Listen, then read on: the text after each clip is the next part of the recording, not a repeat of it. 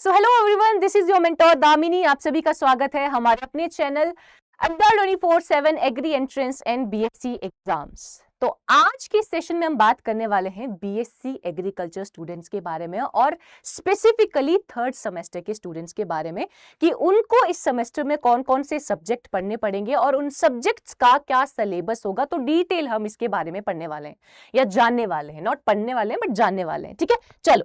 तो और मैं ये भी आपको बताऊंगी कि किस तरीके से आपको अपनी पढ़ाई करनी चाहिए थर्ड सेमेस्टर में। अब आपका फर्स्ट और सेकंड सेमेस्टर हो चुका है अभी।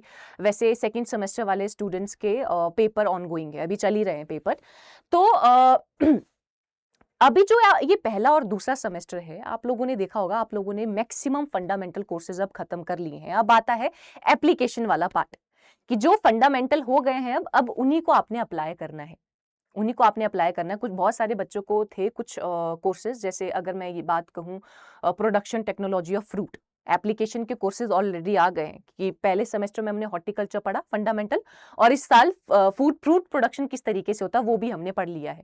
ठीक है, तो अल्टीमेटली कि जो छोटे छोटे कॉन्सेप्ट है हॉर्टिकल्चर के, वो किस तरीके से अगले सेमेस्टर्स में काम आ रहे हैं वो आप लोगों ने देख ही लिया होगा। ठीक है, डन। तो जो थर्ड सेमेस्टर है बेसिकली बहुत सारे कॉलेजेस में जुलाई ऑनवर्ड्स थर्ड सेमेस्टर चल पड़ेगा। ठीक है, जुलाई या अगस्त, बहुत सारे कॉलेजेस में अगस्त और मेजरली जुलाई अगस्त से थर्ड सेमेस्टर चालू हो जाता है।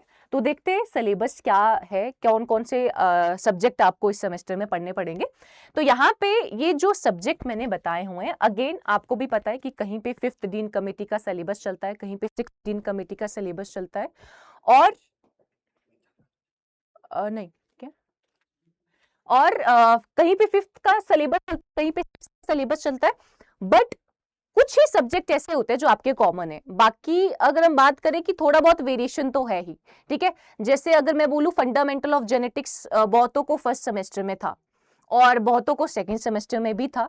तो ये कैंपस टू कैंपस, मतलब कॉलेज टू कॉलेज, ये वाला क्राइटेरिया वेरी करता है। तो अगर मैं ये बोल रही हूँ कि ये वाले सब्जेक्ट आपको इस सेमेस्टर में पढ़ने पड़ेंगे, तो कुछ बच्चे ऐसे होते हैं कि नहीं नहीं हमारे कॉलेज में तो ये है नहीं। आपको भी पता होगा यार, हर कॉलेज जो है वो अलग डीन कमेटी को फॉलो करता है, तो उसके अकॉर्डिंगली ही आप लोगों के सब्जेक्ट्स होते हैं हर सेमेस्टर में। ठीक है, चलो। तो ये थर्ड सेमेस्टर में मेजरली जो बच्चों को सब्जेक्ट हैं तो इसके बारे में देखते हैं। क्रॉप प्रोडक्शनल टेक्नोलॉजी खरीफ क्रॉप, इसमें आपको अलग से खरीफ क्रॉप्स के बारे में पढ़ना पड़ेगा कि ऐसी कौन सी क्रॉप्स हैं जिनको खरीफ सीजन, मॉनसून सीजन में लगाया जाता है।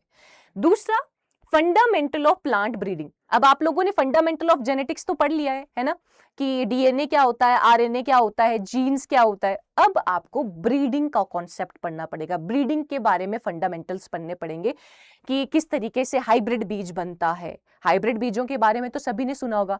तो डिटेल यहाँ पे आप लोगों को पढ़ाया जाएगा कि प्लांट में ब्रीडिंग किस तरीके से करवाई जाती है।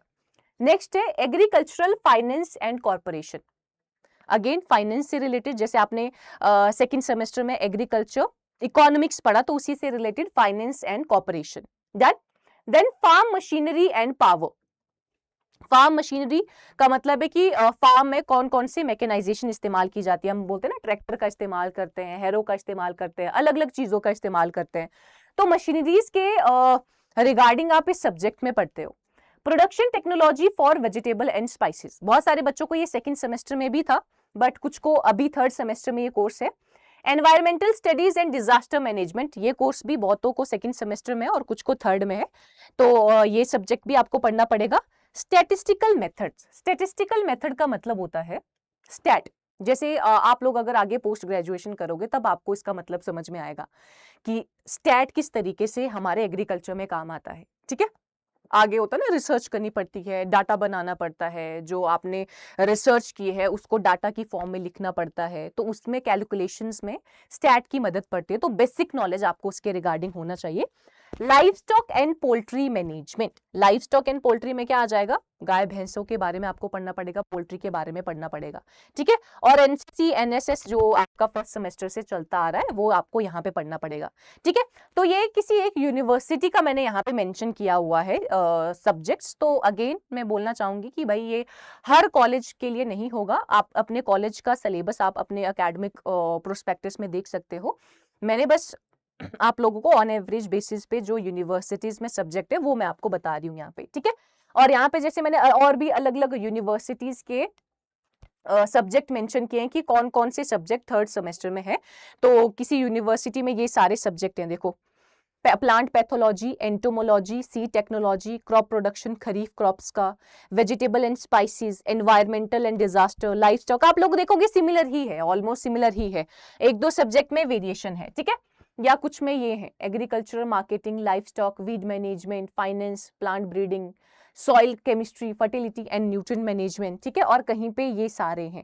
तो आप लोगों को अपने कॉलेज या यूनिवर्सिटी के अकॉर्डिंगली देखना पड़ेगा कि क्या आप लोगों का सिलेबस है।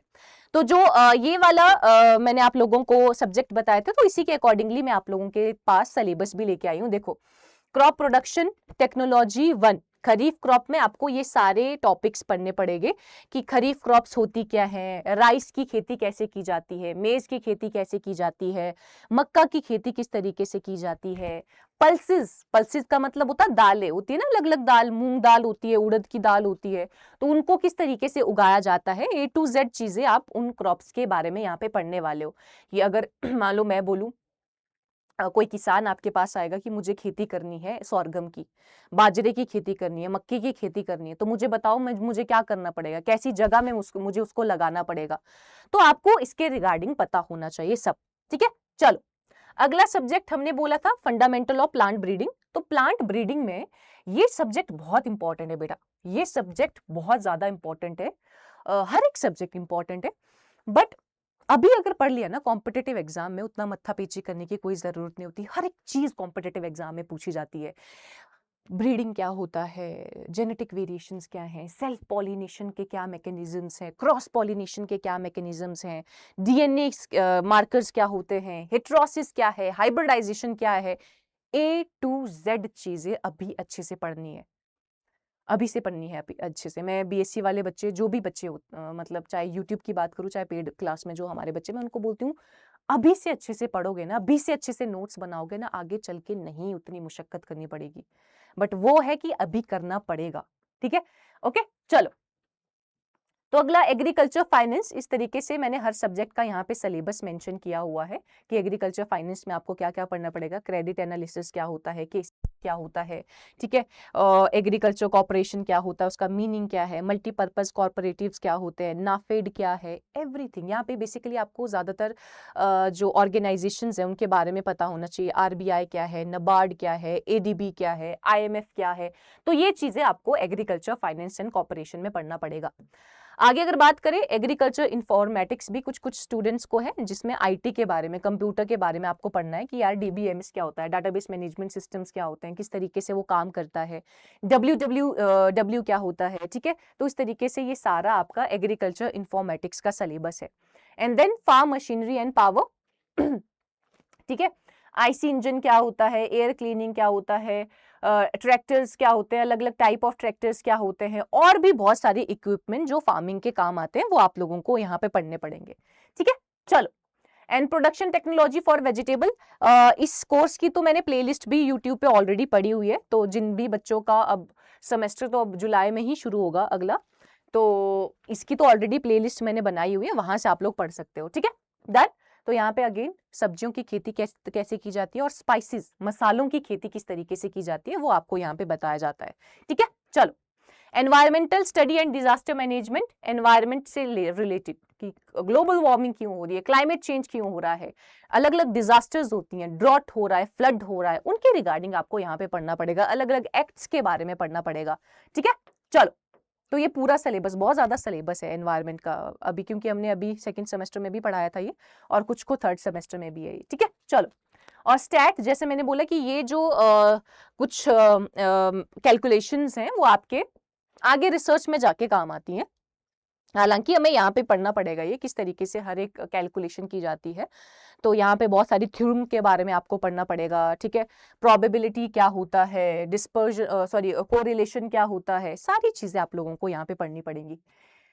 आगे बढ़ा जाए, लाइफ स्टॉक एंड पोल्ट्री। ये भी कुछ बच्चों ने सेकंड सेमेस्टर में ऑलरेडी पढ़ लिया है, जहाँ पे आपको पढ़ना पड़ेगा गाय क्या होता है, गाय की अलग अलग ब्रीड्स क्या हैं, बफेलो क्या है, बफेलो की ब्रीड्स क्या हैं, शीप, गोट, पोल्ट्री, एवरीथिंग आप लोगों को यहाँ पे पढ़ना पड़ेगा, ठीक है। चलो, सो दैट्स ऑल।